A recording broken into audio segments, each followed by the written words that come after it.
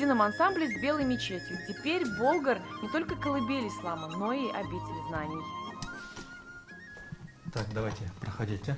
Он вновь студент. Рустам Есавиев показывает апартаменты. Общежитием это сложно назвать, говорит он. Каждому по отдельной комнате. Каждому студенту сшили форму.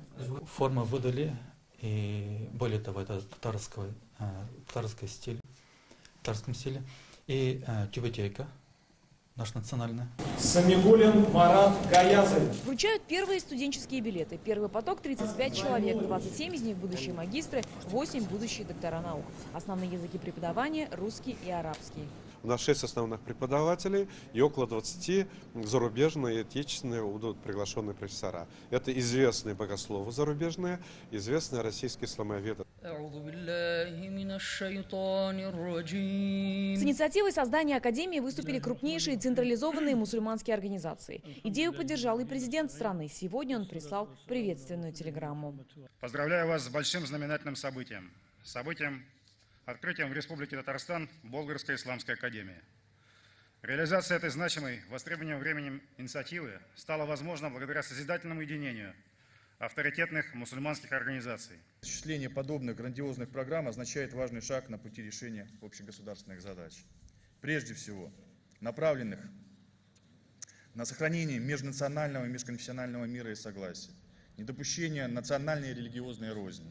Болгарская академия – высшее звено системы мусульманского религиозного образования. Аналогов в стране нет. Мы видим в мире, особенно сегодня Европа, мигранты, какие у них огромные проблемы. Вот пример Татарстана, других регионов, в мире и согласии все конфессии живут, работают. Вот эту традицию нам надо сохранить. Это исторический этап. За год построить и основу заложить. Главное, отсюда берется начало создания, воссоздания, я бы сказал, в историческом плане системы исламского образования.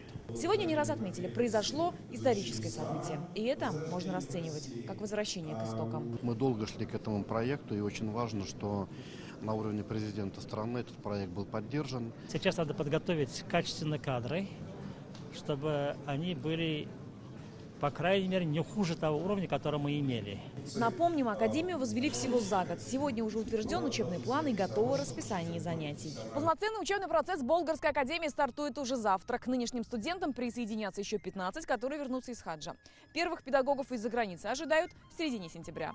Альбина Слугараева, Игорь Романов, ТНВ, Болгар.